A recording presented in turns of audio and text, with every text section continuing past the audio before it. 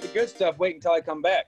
Hey, I like that, Kevin. So, but anyways, yeah, we'll start recording now. And then this week, Joe, I just wanted to give a shout out to my brother-in-law again. They sent me some new beer from Denver, Colorado out there, left hand. This one's called the White Russian Stout and Coffee. So I just wanted to give him a shout out. Thank you so much on that. But this week, we actually have a gentleman by the name of Mr. Kevan Paul joining us. And if you guys haven't seen him or heard about him, especially even the central Midwest, you heard him now. You actually get under that rock because Kevan Paul here, he's the owner of Kevan Paul Guide Service. Also runs the Clear Lake Bait Tackle up there in Clear Lake, Iowa. And we go up there quite a bit. So I stop by your store all the time. I know Fishing Kit does all the time too. So he's going to be our guest today. So thank you so much for joining us, Kevin. Appreciate it, sir. Thank you. Welcome. I don't know about gentlemen. I don't know who's filling you guys full. So I don't know if you got I asked you if you got a chance to grab a beer or not. Hopefully you got a chance to grab a beer. I got some. Oh, nice. I got a drink. Well, especially after your. I didn't have any craft beer. I do love craft beer. All I got is Coors downstairs. I didn't want to be drinking Coors when you guys got all your fancy craft beer. So no, it's okay. It's okay. Beer is beer, and you know what? After your Vikings today, I'm sorry, brother, but yeah, you need some beer, man. First game I watched was today, man. I haven't watched one snap all year, and I watched the first half of today's game, and I thought, man, started off like crap, of course, but then it got good, and I thought we were going to pull it off, but yeah, I'm pretty much about ready to give up already. Sorry, I'm a Bears. I'm over COVID. I'm over the football season. I'm over sports. It's time to fish. I hear. Cheers, brother. Cheers to that, man. Yes. Salute. And just so people are aware, Clear Lake is a lake up there in northern Iowa that the fishery there is, to me, utterly amazing. Since I moved back from California, I really has gotten into the ice fishing scene and then the kayak fishing scene and everything, especially with Fishing Kit here and everything. And Clear Lake was definitely a destination. If anybody, this is the thing, go to YouTube and just search Yellow Bass Clear Lake, and you'll see this gentleman's face first. You'll see all kinds of videos that you have up. It's really cool. I mean, if you don't mind, Kevin, can you tell us a little bit about your guide service, a little bit about Clear Lake, just what you guys are all about? I'll kind of just start off with kind of the history of myself a little bit. We'll kind of work from that. So basically, you know, I've been in sales my whole life and had a job in town here, and I had an opportunity to potentially do some guided ice fishing trips to kind of get started. And everybody, well, the reason why I'm starting here is because everybody always asks, you know, how'd you get started? What'd you do? You know, I get a lot of kids that call me and they're like, hey, I'm doing something through the school here. You know, what's the best word of advice, that kind of thing. And I had an opportunity where I could jump, and I jumped, and it stuck, and I flew away. So, I mean, life's been good. The guiding's been good. Of course, we got the bait shop now too, but you know, Clear Lake is a great lake. It's 3,600 acre lake. Of course, the yellow bass, so prolific, and they're kind of like our golden baby, man. We can go out and get them almost every day, and some days are more than others, of course. But yeah, you know, it's just it's a good place to live. It's a good place to fish, and the community's great. The thing that we can say here as being Iowa folk, the people in Minnesota, the guys in Minnesota, they don't get the DNR service like we get. Our DNR are taking a lot of funds, a lot of money, and putting it back into the resource to help stock Clear Lake, stock Red Rock, or what all these Rathbun, you know, Okoboji. These are put and take fisheries for the most part versus Minnesota. I mean, they rely almost not strictly, but mostly on just natural reproduction, you know, so especially for the walleyes and different things. So it's nice to see our money being used. It's nice to see these fish going into these lakes. You know, I help the DNR gill net every spring, and we're pulling in muskies. We're pulling in big walleyes, and nobody ever catches a big walleye out here. I mean, there's some, like yesterday I posted a picture. Yeah, last night I posted a picture. Ryan got a 26 and a half, and another guy got a 27. But those big fish are very uncommon. Now in the spring when they're spawning and the DNR are out setting gill nets and stuff like that so they can strip the eggs to fill the hatcheries, to fill the lakes eventually, you wouldn't believe the quality of fish that we pull out of those nets. It's unbelievable. I mean, we'll pull out a 10 or 11 pounder and you're just like, where are these things during the normal time, you know? Right. And when they're spawning, you can't catch them. Yeah. And it's just like, you pull 3 or 4 out of a net and they're just hogs, 28, 29, and they're fat, just big fatties, and it's just, it's amazing, as far as what this lake can really, really push out. One of my guides was out today on a muskie trip. They seen 5, boated 2, lost a pig, up mid to upper 40s, Jeez. 45 to 48 inch fish. I mean, the fish right now are getting aggressive. Now is the time to fish. This fall on this lake is going to be dynamite. I mean, absolutely good. The quality of the yellow bass, I've been doing this yellow bass thing for quite a while. I started guiding in 2008. I went full time in 2011. My first year guiding, I'm thinking in the wintertime, because I remember I said I had an opportunity arise. Well, my current job was laying me off in the winter. Well, why not try to do a few guide trips? People ask, right? Mm-hmm. I put it on Craigslist, of all places, Craigslist. Oh. And I thought, what, if I could get 15 to 20 trips, man, life's going to be good, right? Mm-hmm. Dude, I had like 40 some the first winter, and I'm like, dang, dude, this is working. Wow. I'm on to something, right? Yeah, and it just kept growing from there. And then eventually it got to the point to where, these people wanted to go in the summer. Well, I took them out in the summer, taking paid vacation from my day job. And then all of a sudden, now I'm out of paid vacation. Now I'm just doing trips all the time, unpaid. And eventually got to the point I got to start turning them down. And the boss is like, hey, you've had plenty of time off, And I eventually, after turning enough down, it was a no-brainer by far. It was 3 times the money I was making at my regular job. Mm-hmm. And I told her, and she knew. We filmed a few TV shows, during this time frame from the start to the end there. And she knew where I was going, and she knew what I wanted to do. And she was cool with it, So everything worked out great. But, this lake, when I first started, had so many yellows that were 5 to 9 inches, just Mm-hmm. piles of them. I mean, you go out and catch as many as you want. Now, to go out and catch 50 or 100, it's tough, but the quality is so much better. These fish started out, like I said, 5 to 9 inches. Now it's hard to catch one under 10 inches. Whoa. Although we do have a decent year class coming up, we are getting some of those 5 to 7 inchers, but we're catching a lot of 11 inchers. I've caught more 12 inchers this year than I've probably had on Clear Lake. I think I've had 7 or 8 yellow bass that were 12 inches or greater. 12 3/4, my personal best as a guide for a client. That same guy got a 12 1/2 the same day. Jeez. Yeah, Pat Cole. So super lucky. And I went 5 years without catching one that was even close to that. Mm-hmm. Now when those fish are getting to that 12 to 12 1/4, 12 1/2 inch range, these fish are much healthier. You can tell. Back then, that 12 3/4 and that 12 1/2, they look sick. They're dying. Yellow bass are a very short-lived fish. They live 7, maybe 8 years or something. State record's 14 1/2 inches. Mm-hmm. And, once they get to the peak, they just start whittling down, getting skinny, they look sick, and then they'll end up dying. Well, and that's how those fish were. But now these fish are 12 inches and they're solid, dude. They are thick, they are fat, and they pull. They fight. You guys know how they are, man. They're one of my favorites. The strongest, especially open water, dude. They're the strongest fighting fish per inch, man. Right. They just, like a wiper too. Wipers, they pull hard, but wipers are bigger. Yeah. So you got a little miniature wiper. Basically, they rip it up. The meat's good. I think you're spot on that. They're miniature wipers. I definitely agree with that. And man, you got me excited for ice season now. We got to take our kayak up there, Kit. I think we might have to do that open water. Me too, because this next 3 to 4 weeks, I was looking back on some old photos the other day, and October into the first week of November out here was just lights out.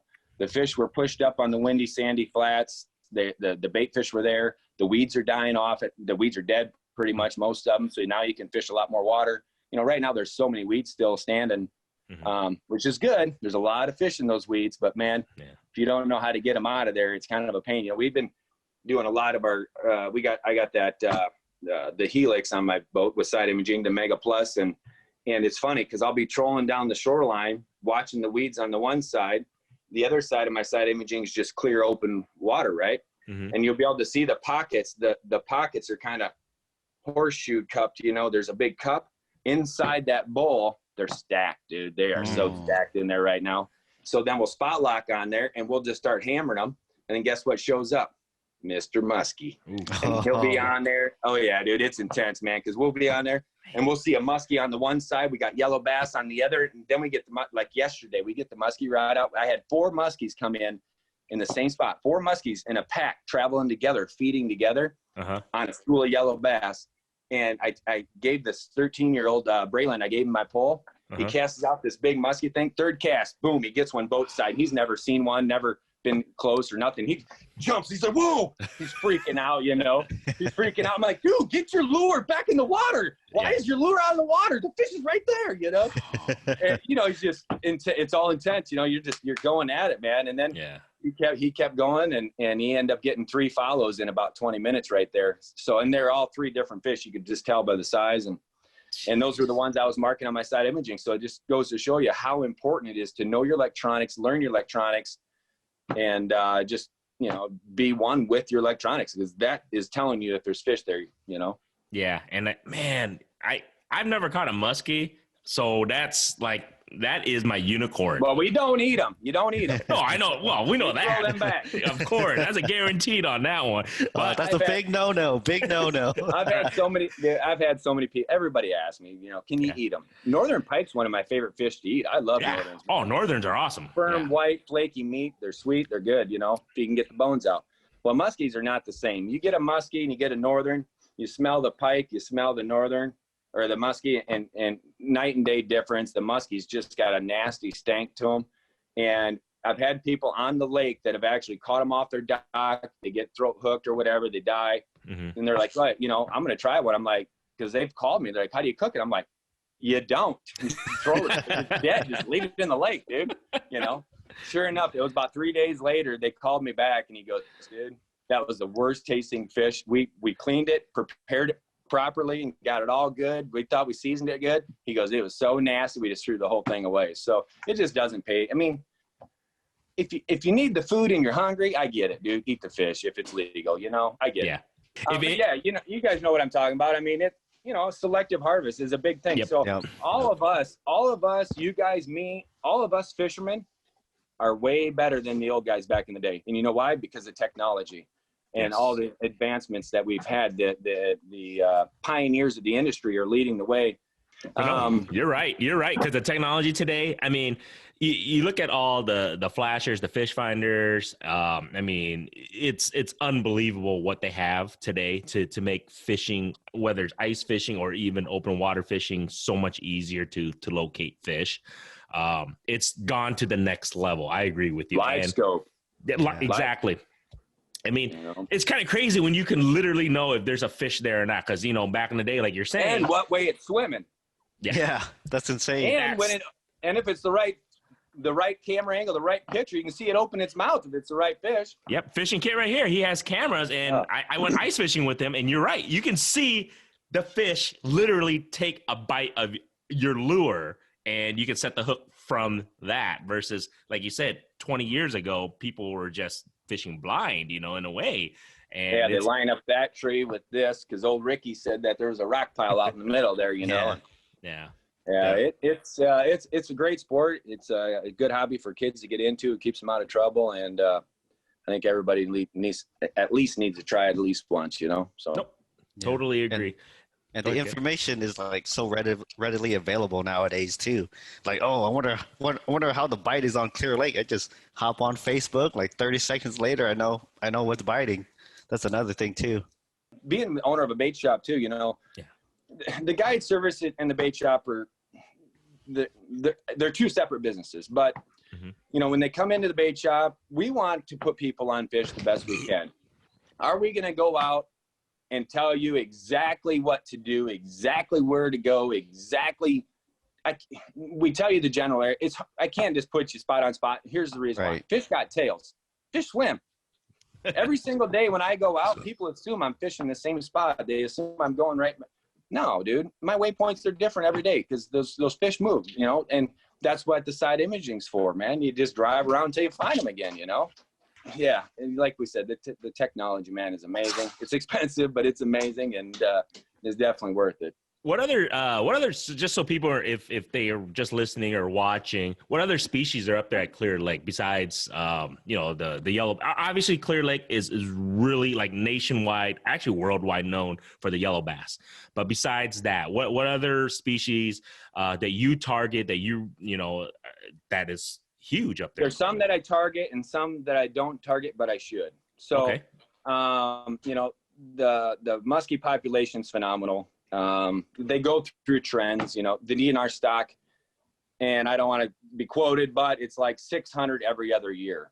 You can go to Minnesota on a lake 5 times the size. They put 300 in, you know, these guys do a great job. Muskies are not cheap to raise. Walleyes are not cheap to stock. When they stock a 7 to a 9-inch walleye, they got $2, $3, $4 invested into those things by the time they start them, from paying the guy to go catch the walleye, paying the guy to pull the eggs out of the walleye, paying the guy to put the milk with the eggs to mix them up, then driving them down to the hatchery. And that, I mean, it's there's a lot of money involved in those suckers, you know? And, yeah, so you got the walleyes, you got the muskie, panfish. So we got a really good crappie population.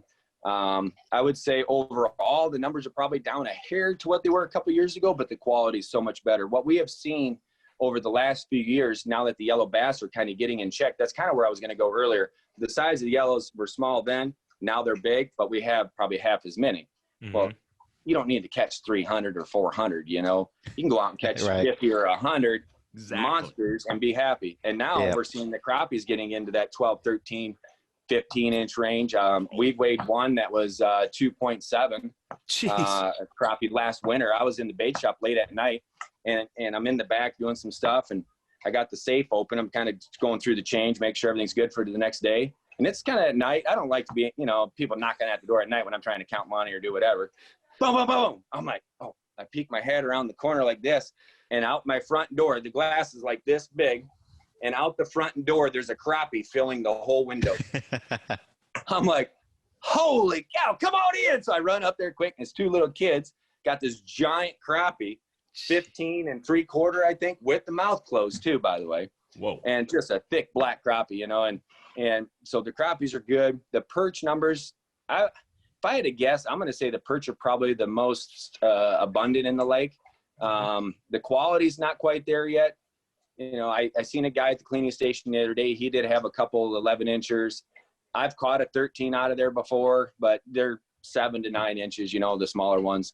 But the numbers are so thick, man. They're a good food source for the walleyes, the muskies, largemouth, whatever's going to eat them. But they're really coming on strong, and they're going to be some good keepers out there. Bluegills, I was at the cleaning station the other day, and a guy's got a limit of bluegills, and I'm like, bluegills? And we catch bluegills through the ice all the time. But open water, they're a little tougher to find, you know, that kind of thing. And he had a whole bucket full of them things. Nice, you know, just not, I wouldn't say big, but they're good ones. They're cleanable, you know, that probably 7.5 to 8.5, 8 3/4 maybe. Just big enough to eat. And they were tickled pink, you know. So what else? We got largemouth bass. That's one thing that I was going to say, man. The largemouth bass, I need to start fishing for them. There's not a pile to be caught, but man, there's some dandies out there, and they're a lot easier to catch. Fishing Kid's probably with you on that. He's not a huge largemouth targeter on his YouTube channel. Ditch pickle. Exactly. That's exactly what he says. So, you know, I get it. I totally get it. But it's just crazy that a lot of people love the largemouth. But I think, didn't you have a question for Kevan about the perch? Oh, yeah. It's like you were talking about how the perch are like, so like the numbers are just huge. What do you think happened? Like, what do you think caused it? I remember people were complaining about, you know, there's so much perch, you know, like they're getting annoyed. Yep. So this is an easy one. So, you know, a few years ago, or probably been 10 years ago now, the Clear Lake did a water project in the Little Lake. They dredged it out. That thing used to be 5 feet across, all the way across, flat mud bottom. Okay. They come in and sucked out millions of cubic yards of this muck off the bottom.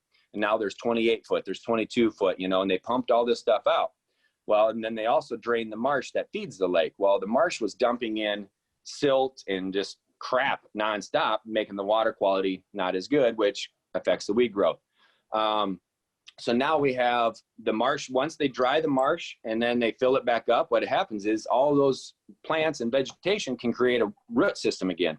And it firms that bottom up. Instead of being 4 feet of muck, they drain it down. It turns it hard. The plants grow deeper. The roots grow deeper and hold that mud firm. Now that mud's not washing into the lake. Okay. So now the water quality in the lake's better. Zebra mussels probably have something to do with the water quality too, because they filter the water. But now we have, and I don't want to say overabundance of weed growth, but we got a lot of weeds. So now how does all this play into the perch? Well, when perch lay their roe or their eggs or their sacs, their ribbons of eggs actually have to attach to weed growth or to weeds to survive. So when perch lay their eggs, they go up by the weeds, they spit them out on the weeds, they stick to the weeds, and that's where they sit. If you don't have weeds, they don't, as far as I know, they don't make it, or maybe the numbers are real low, you know? Mm-hmm. So now that we had the weeds everywhere, the perch are just flourishing, man. They're everywhere. So, you know, you got a lot of homeowners, man, that are pretty pissed off about all these weeds, but that same guy likes to fish too. Yeah. And he's like, well, I don't want any weeds. Well, do you want fish? Right. I mean, you want to swim? You want fish? I mean, what do you want here? Because it's a catch-22.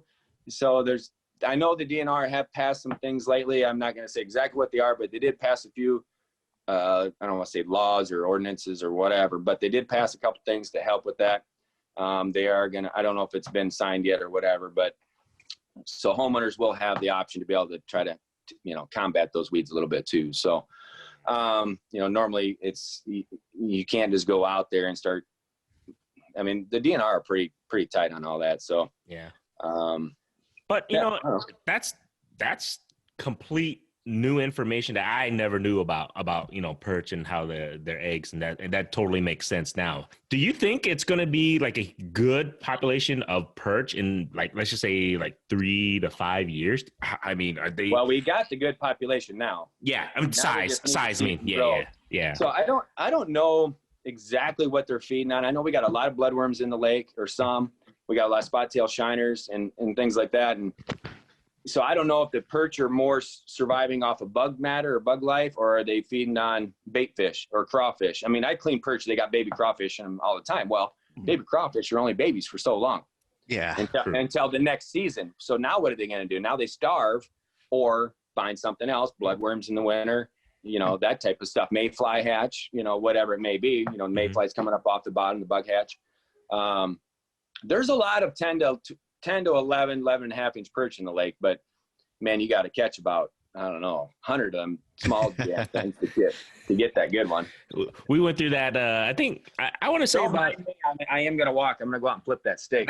Yeah. Oh yeah. By the way, so anybody's listening to this, Kevan we decided to do this podcast, and he's making a tomahawk steak, and we do not want him to mess that up, because that would be a shame on us. It's a 3-pounder. Yeah, exactly. I've never even cooked one before, so we'll see what happens. Oh boy, it's one of the best steaks you'll have if done right. So don't mess it up. Don't let us mess up that tomahawk. And I like my steak bloody, so yeah. There you go, brother. So the yellow bass. Now I know that's one of those things where everybody loves yellow bass. If you've never caught a yellow bass, whether through the ice, open water, highly recommend it. Go check Clear Lake out. They're definitely known for that. Now, super aggressive fish, man. You talk about a fish that wants to attack, dude. When you go out to get them. So my partner Chris, he was doing some guide trips back in the day, and I brought this up at the beginning, but his record was 721 yellows, 5 hours, 5 guys. Wow. 700, holy. 721.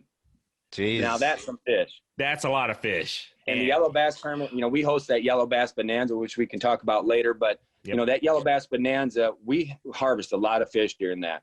Since we have started that tournament, and I'm not taking all the credit, but I'd like to try to take a little bit. And Chris would too. You know, selective harvest is very important. Doing it right, filling your freezer with the appropriate fish. You catch hundreds and hundreds of yellows and fill your freezer. You know, if you want a crappie meal, I get it. But, you know, why go out and catch hundreds of crappies when you can catch hundreds of those? I mean, that's my opinion. But you know, since we've been doing that tournament, those yellow numbers have been going down, and we can see it in our results every year. You know, the first year we there was like 5,700 fish weighed in 4 hours. Now that's only weighed. That's not counting. There's no limit. So that's not counting the sled that they had with the 180 in there, and they took out their best 50 to weigh, or, you know, whatever it may be. Mm-hmm. So, and then, you know, every year we have done this 6 years, the numbers have gone down a little bit, but the weights have gone up. And last year was almost double the weight per fish. The fish have almost doubled in size in 6 years. Wow. Wow. Yeah. Yeah. That's intense. Dude, these fish they're quality, man. They're awesome fish right now. Yeah. And anybody, like I said, if you're listening, if you've never caught yellow bass, I don't care where you live, you guys have to come and take a trip to Clear Lake and really try, whether it's ice fishing or open water. Ice fishing is just my, you know, love, I guess you can say. But you know, to catch the yellows through the ice, and then the cool thing when you get on top of a school of yellows, explain that in case nobody's ever been on top of a school of yellows. Well, I'm gonna tell you something. If you're on a school of yellows, and excuse me with the light there, if you're on a school of yellows and you are nailing them one after another, you better call your buddy. Because these things will sit in a pack so tight to where that hole right here is slamming them, the hole 5 feet away, not. And we see that happen so many times, and we'll double team a hole. So we'll drop down, catch one. The next guy comes, you know, our buddy's standing there, he's waiting. He's dropping down as you're reeling up, and you have to keep them aggressive. You have to keep the bite going. You have to keep them motivated.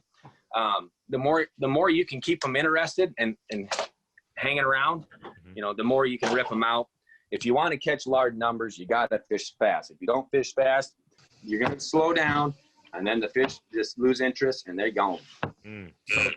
So that's the best advice. If you're fishing for yellow bass, keep them interested, like fish fast. And when he says fish fast, I think you're right, because you double team a hole. The only time I've ever done that on ice fishing was after watching your video. So on your YouTube video, you told us double team a hole. It's okay to try that. And I think I did it. I don't know if I did it with Kit or somebody else, but we tag team a hole. And you're right. It keeps them just. And I don't know why the hole 5 feet away can't draw one over with the spoon, because you put a camera down, you can see 15 feet or 10 feet. Yeah. And then the darn things just won't go there. It's like, I'm right there, dude. The same bait, the same technique, you know, and you might pick off one. He's got 10. You pick off one. He's got 10. It's like, it must be like all that commotion, like with fish being caught in that other hole or something. Yeah. And you know, you're right. I think they're in a barrel. I think they're in a barrel. Yeah. And it's the funny thing is, though, it's like your friend, or if it's you, or all of a sudden you think you're the master, because you're catching it all, then they're right next to you using the same lure or whatever, and they are not catching anything. And it's really truly funny. Humbling experience too. Agreed. I mean, you know, the yellow bass, there's a couple different things. You can run a spoon or a jig and fish it fast and aggressive, or you can run a chain dropper if they're kind of negative and just kind of rattle the chain, swing it back and forth a little bit. Sometimes that'll get the negative ones to go. You know, this last year we found, or I personally found them being a little bit more negative than just going wide open nonstop like previous years where you just keep hammering on them. Yeah, we do get in some good bites and you do catch a bunch, but you know, 20% of the time I seen it when they're a lot more negative. So I don't know if that food source, there's so much food and they're just not hungry or what, you know, and that's all part of fishing, man. That's why you got to learn. You got to figure out the fish. Not every fish wants to eat the same thing. Not every fish wants the same color. I mean, for the most part, you can get away with running the same thing, and maybe it's more of a technique or an action thing as far as fluttering it up fast and dropping it slow, or vice versa, fluttering it up slow and drop it, you know. It's about the chase, you know. It's fishing. Try something new, right? You know, you never know what's going to work, because it may not work tomorrow, but it may work the next day. Definitely agree with you on that. And then one thing I think, because before we even jumped on this, because I think Fishing Kid and I were talking about invasive species, like there. So, okay, can you explain a little bit? Because I know the yellow bass is considered invasive species. Can you explain what that is, and how does that affect the fishery there in regards to the yellow bass? It affects the whole state. honestly. Okay. You know, a lot of guys, they want the yellows in their farm pond. They want to take them to another lake, and that's bad news.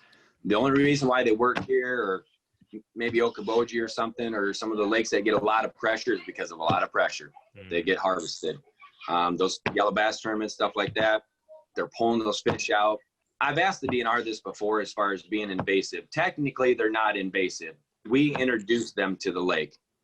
So they brought them, I want to say it was back in the 30s or something. I believe they came up a boat or something in the Mississippi. They put them on a train. They hauled them over back in the 30s or whatever, during the Depression or something.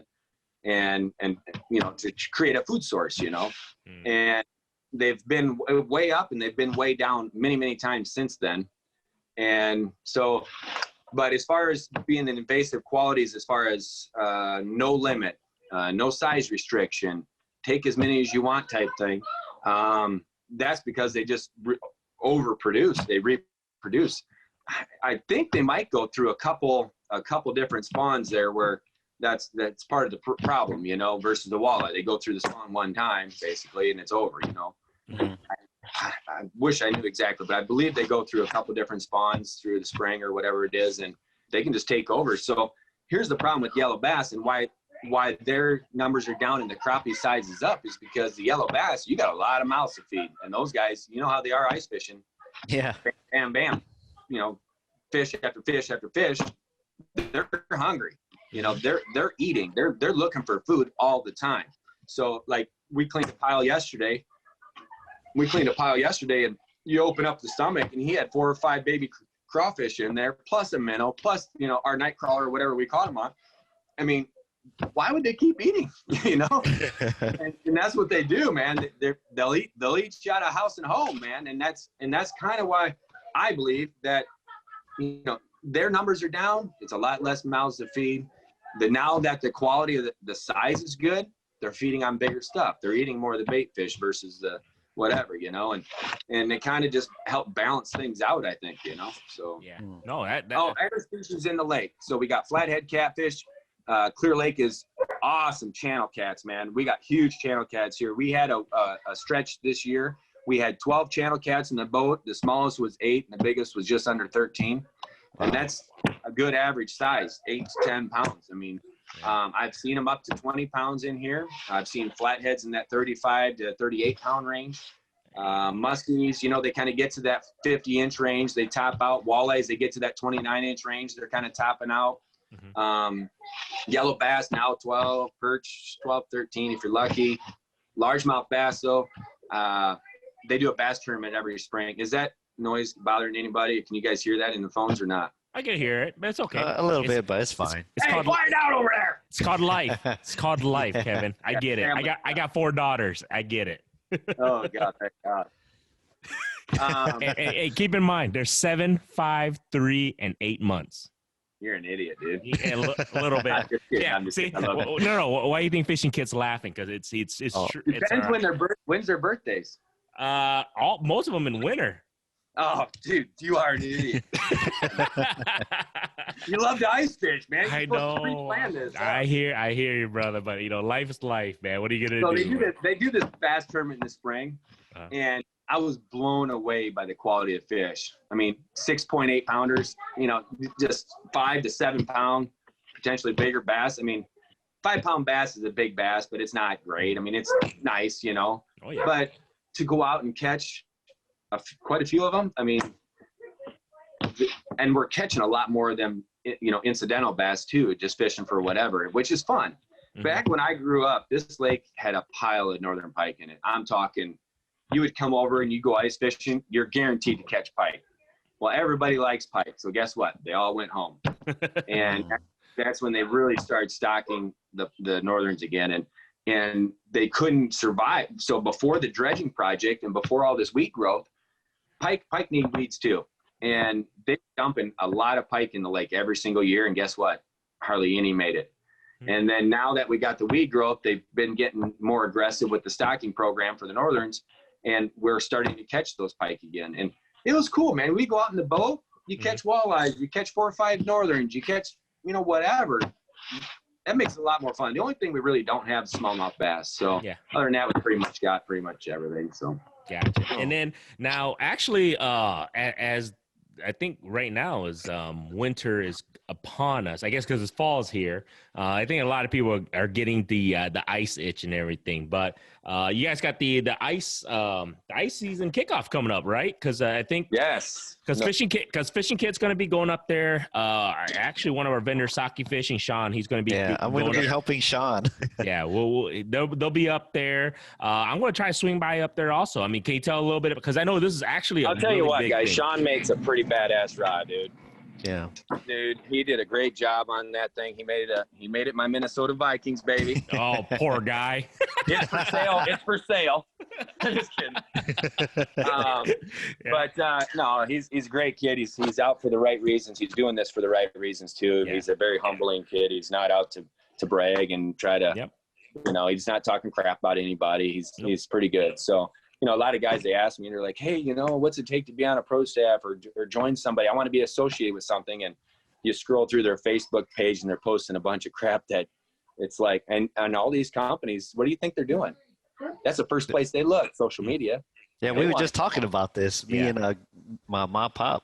Like, you got to watch out when you post. Now, if you got a bunch of crap on your page, dude, if you're sharing a bunch of crap, don't even ask. I mean, that's why we're pretty excited because it's pretty big. Because a lot of people are, I just talked to a lot of people. They're really excited about the ice. It's pretty big. The ice season kickoff. Yeah. So we've had Jason Mitchell, Dave Gentz, the Parsons, Chase Parsons.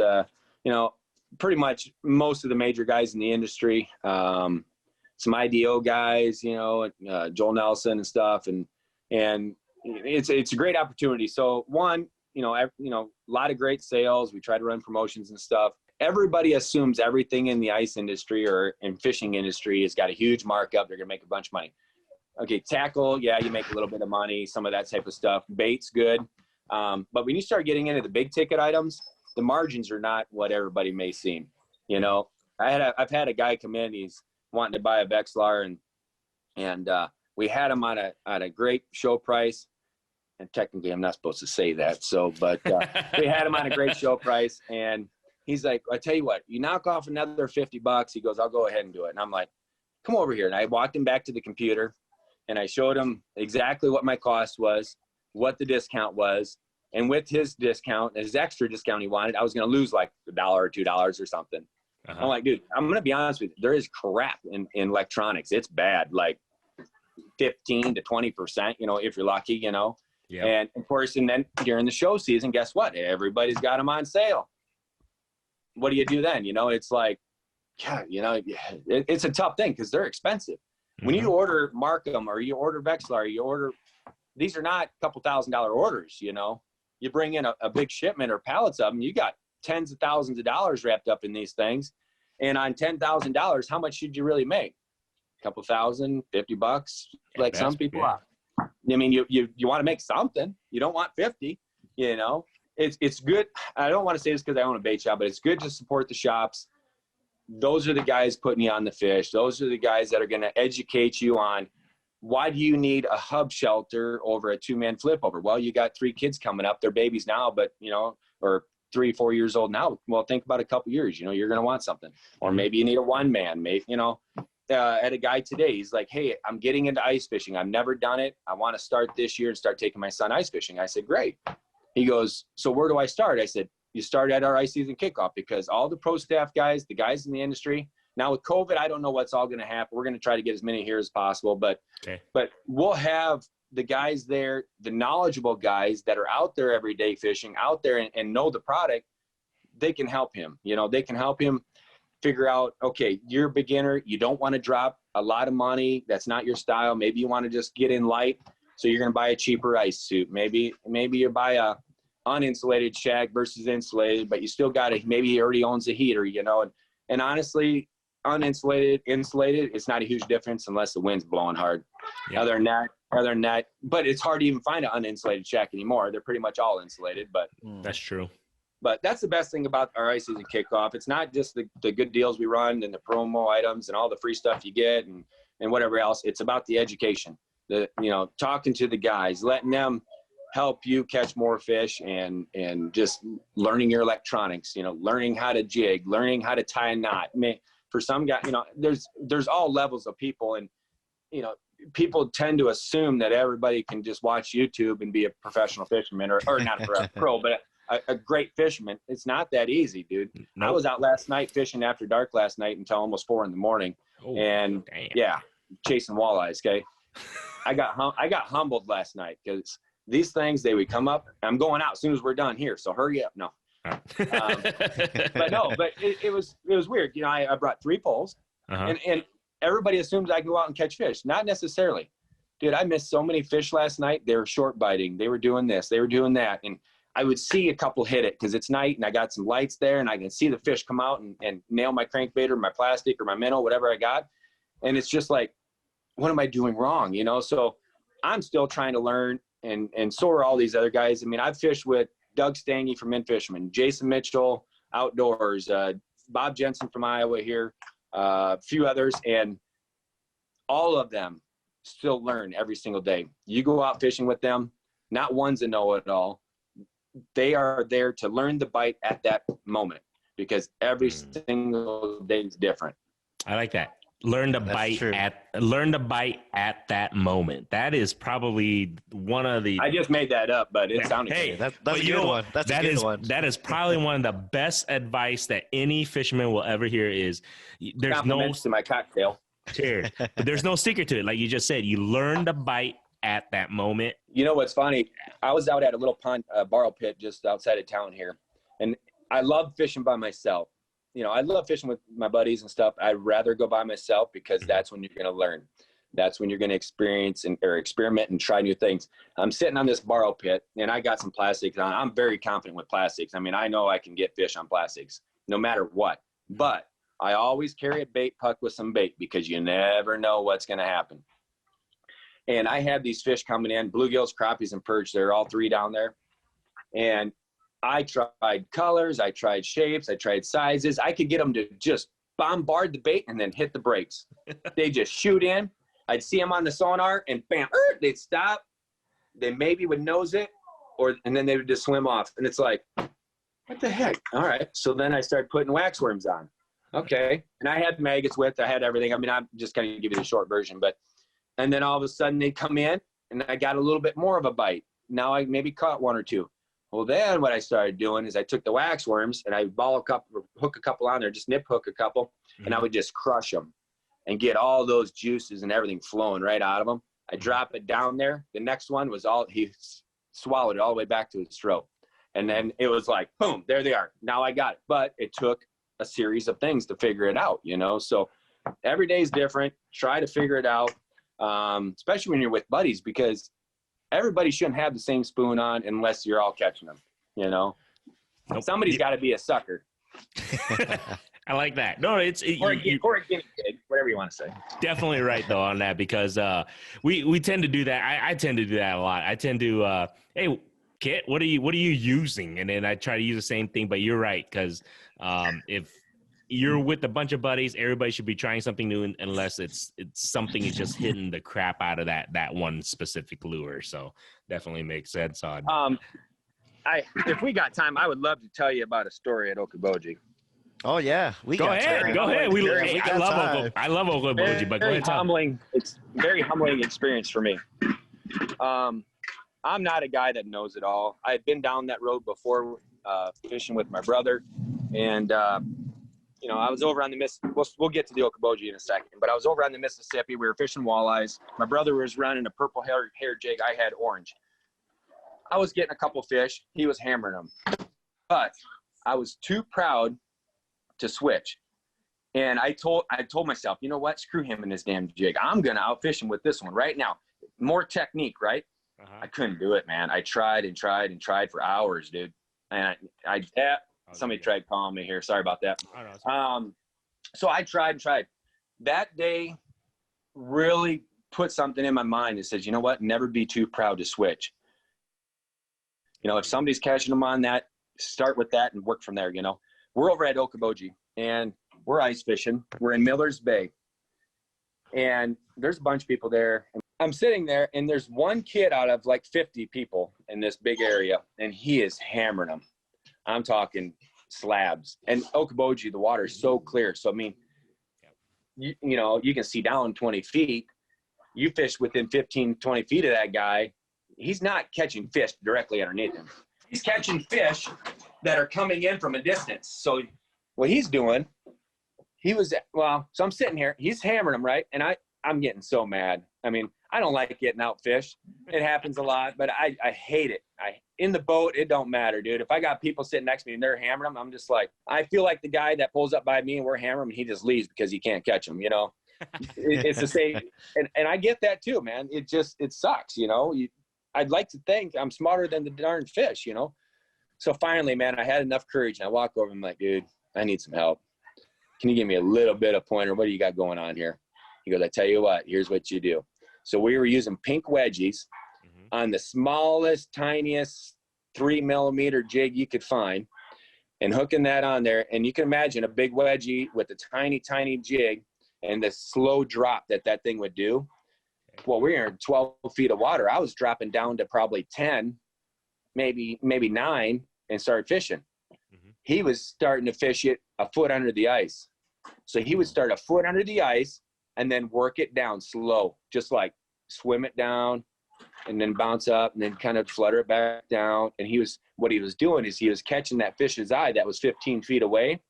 And that fish, you know, fish look up. So that crappie's sitting there looking at it, and he sees it up against the ice. And he just slowly dropped that thing. And that crappie had time to get there and still feed up. Now, if that crappie starts coming and you burn it by him, guess what? He's negative instantly because you've got the bait below his head. Now he's got to tip down to go down, and that's not them, you know. They're not bite fish, you know, slack line, set the hook, you know. I'm like, a foot under the ice? Whatever, dude. I'm thinking to myself, this is a joke, you know. I tie everything on, and instantly I started fishing like that, and I kid you not, it was a night and day, like a light switch. And I had a camera with too. I run cameras quite often ice fishing. And what I'm telling you is what I saw on the camera too. These fish were way stacked off in the side. So these fish would have time to get to you before you went by them. So, which also brings up a good point. When you got fish on the sonar, you don't fish at the bottom of the pile. Start at the top, man. Pluck them off one at a time, work them up. You don't want to just burn through them. Always start high, suck them off. You know, obviously if it's a night and day difference between small and big, but that hardly ever happens. If you're on a school of yellows, they're nice yellows. You're going to get a few small ones mixed in regardless how you do it. So start high, pluck them off one at a time, and you'll start to see your pine tree or your Kona, you know, the fish down there slowly start to get back down to nothing, or jig them back up and try to be super aggressive and get them fired up again. So that day has it's stuck in my brain that no matter how you do it, don't be afraid to try something else. We've caught yellows on this lake, early ice, in 12 inches of water. Okay. We got 3 inches of ice, 12 inches of water, no snow cover. I can look down and walk and see schools of yellow bass swimming in the shallows. Okay. Wow. So how do you fish them? It ain't easy. Yeah. 12 inches of water. They see you coming. They hear your ice cleats. They see your shadow. I mean, it sucks, dude, but they're there, and they'll be there this winter too. You know, they go up in those shallow flats. It's warm, you know, and you watch these fish. You take one step, they're gone. They take a step, there they go again, you know.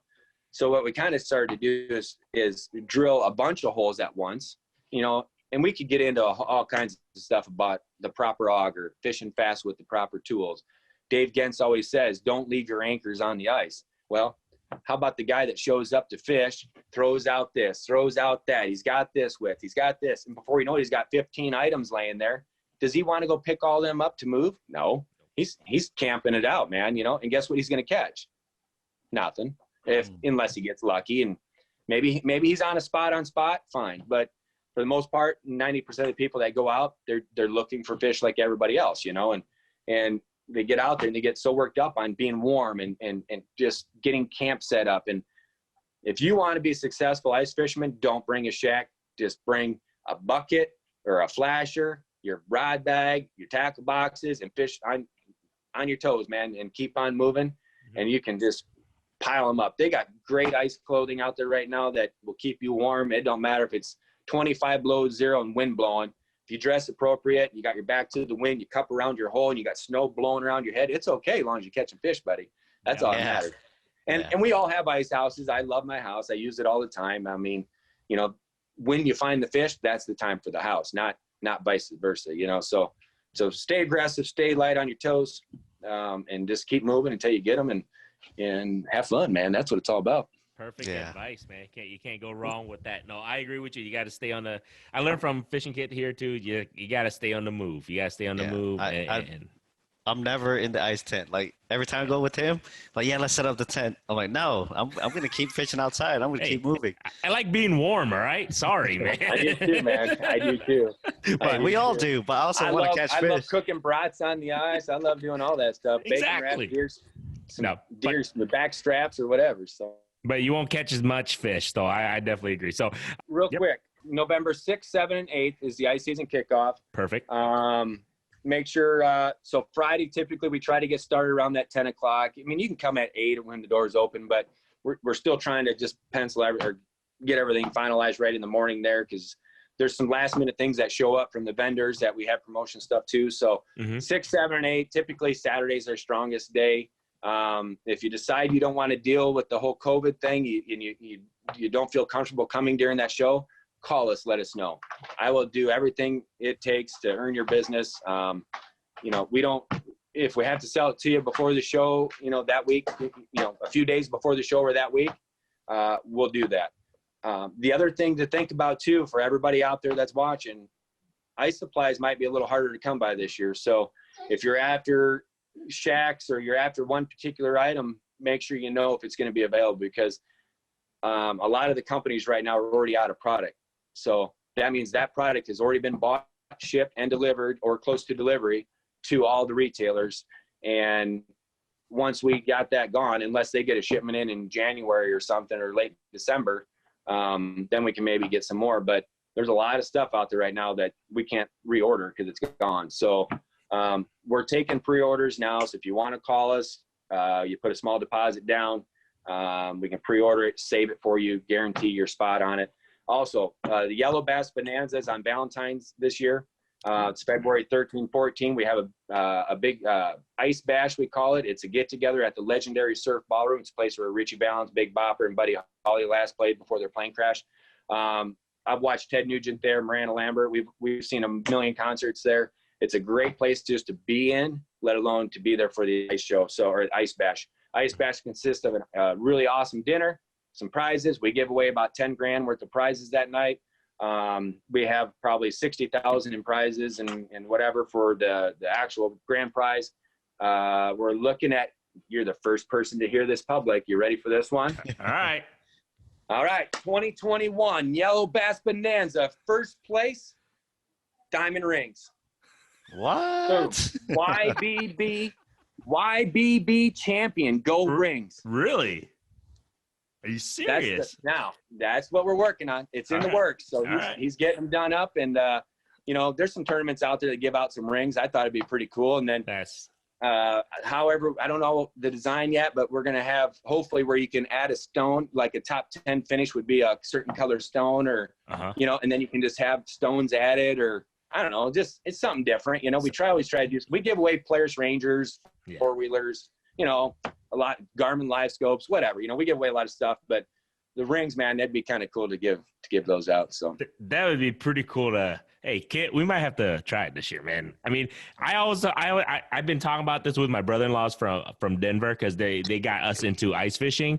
But every time we decide, like, okay, we're gonna do it, it's always sold out. So I'm just letting everybody know seriously about the Yellow Bass Bonanza. Sign up early, because like I said, it sells out quickly, and there's a reason why. So definitely do that. We should have everything to go come early November this year. So perfect. Sounds good. So you have any other questions for Kevin, Kit? Yeah, actually I was going to talk about the Yellow Bass Bonanza. So like, what's your advice for somebody that's like never done a tournament? Because the Yellow Bass Bonanza, I would consider I think it's like Iowa's biggest fishing tournament. It is. I mean, unless there's another big tournament I don't know about. It is Iowa's largest tournament, open water or ice fishing. Mm-hmm. Right. So what's a piece of advice for like a newbie, someone that's like kind of intimidated by the size of the tournament? The best thing about it is it don't matter. It's a kind of a Calcutta type payout, dude. We pay down to 175th place.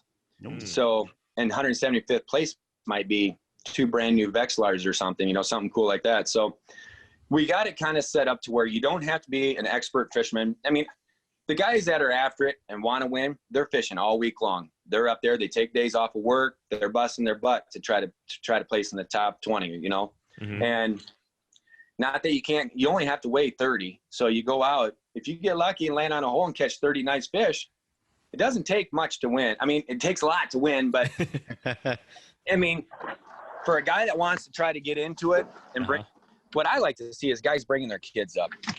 It's not all about just the tournament, the ice bash, the hanging out with the guys and seeing what it's all about. Have a chance to win some good stuff. We always give kids prizes. So if somebody's got kids will always walk away with something at our tournament, no matter what. The biggest piece of advice, fish light and fast. I had a guy call me the other day. He wants to have a 8x12 portable fish house, a flip over 8x12, like a homemade flip. And he's trying to make sure it's pre-approved and all this. I'm like, why would you want an 8x12 fish house, dude?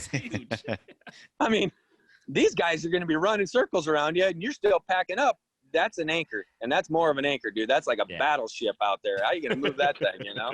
Right. So fish light, fish fast. It's not all about getting first. The overall grand prize, like the Players Ranger, it's not to first place. Whoever's in the tournament, you're in the drawing. So last year, a couple hundred people, a couple hundred teams or whatever, you got a chance. You got 1 out of 200, just like everybody else. So it's fair. So nice. So I love that advice. Just because of that, I think we got to do it this year, and then we'll record and because I think this year we're gonna do some podcasts actually on the ice too. So I think Clear Lake is definitely going to be a destination. And come up and we'll do a podcast right there at the event. So perfect. Oh, that'd be awesome. Yeah, actually, we might do that. I think that sounds like a good idea. So other than that, man, I need to let you go because I don't want you to really mess up that tomahawk steak. I'm swear to God, I don't want you to mess up that steak. Can we see it quick? Yeah, let's take a look at it real quick. Let's see it. For all the people who are watching on YouTube, let's see what this tomahawk steak looks like. Fudge. 3 pounds right there. Yeah, that's a big boy. So I'm doing a reverse sear on this one. So I'm going nice. slow, Yep. then I'll pull it off. Then I'll crank her up. I got some charcoals going over on this side. Oh my gosh, you're gonna love it, man. So I'm gonna throw that on here after I let it chill for a second. So all right, so hey, I'm gonna let you go on that one, Kevin. Thank you so much for just joining us. I mean, the knowledge that you brought today, it's priceless in my eyes, and I definitely appreciate it. I'm pretty sure anybody who's listening, who's watching, will appreciate your advice. And then, like I said, anybody go check out Clear Lake, Iowa. Check out Clear Lake Bait and Tackle. Check out Yellow Bass Bonanza. Check out the ice season kickoff November 6th. There's lots of information. Cool thing about it, Fishing Kit will be up there for the ice season kickoff and everything in November 6th to the 8th, I believe. I'll be helping Sean. I do have one more thing I'd love to say too. Come on. I love what you guys are doing. You guys are true ambassadors of the sport, and we need to get this thing blown up. So anybody that watches this, guys, you guys need to share it. This information that we put out is priceless. Yep. You cannot go to Walmart and get this information. So, and we are doing this on our own time, our own budget. So get out there, spread the word, and help these guys grow their page and help them grow their subscribers. If they can get enough subscribers, eventually they can help pay and get some advertisers, and it's all a big working wheel. So if you want more info, you need to help out too and share everything that they post. So couldn't say that any better. Awesome. Thank you so much, Kevin. We truly appreciate it, and we'll be up there. We'll see. $49.95. All right, man. Hey, I feel for you because poor Vikings. It happens, man. Here we go. Ouch. Sorry. I'm gonna go. Sorry. I didn't mean to dig into that one, but I had to a little bit. As soon as I don't even want to talk about the Bears, but as soon as we get done and I'm done eating my 3-pound steak, I'm going fishing. All right, brother. You know what? Good luck. Show me what you catch tonight. I'm going to actually post up because you sent me a picture of those fish that, man, I am very, very excited to get on some yellow bass this year. Whether ice, I'm going to take the kayak probably within the next couple of weeks up there. I'll hit you up, but super excited. It's if you got the kayak, I'm going to tell you, go way out in the middle. There's a sweet cod I'm sitting right out in the middle. I liked you until you said that. But I tell you what, man, we've been seeing a lot more kayak fishermen. There's awesome. It's a big growing sport. We're actually seeing a couple of guys on jet skis now with fishing jet skis with rod holders mounted on them and stuff, and they're chasing fish with jet skis too. So kind of fun. Doesn't matter, man, as long as you get out there and enjoy the sport, right? Dude, and he was trolling, man. He's trolling crankbaits with the jet ski. With the jet ski, dude. I mean, you've seen stuff in the ocean. These guys are fishing for that's true grouper on those little tiny round boats or a jet ski or whatever, you know. That's the thing, man. If you've been fishing your whole life and you're kind of thinking, you know, kind of getting wore out, maybe you're bored, you know, dude, switch it up, man. Fish out of a jet ski and go musky fishing off a jet ski. You catch one, you got something, man. That's true. Enjoy it. That's what it's all about. Get the kids out there, have fun, and everybody be safe, man. That's all I got to say. Agreed with you 100%. So other than that, man, thank you so much, Kevin. You know what? Go enjoy the rest of the evening. Enjoy that steak. Go out and fish tonight, and then I hope you catch something that you're gonna show everybody, and you'll be like, yeah, that's why. I'll show you what I catch. I'll send you the best fish I catch tonight, regardless how big it is. All right, sounds nice. Good, Kevin. Thank you so much, all man. Right. Have a good evening, brother. Thank you. All right.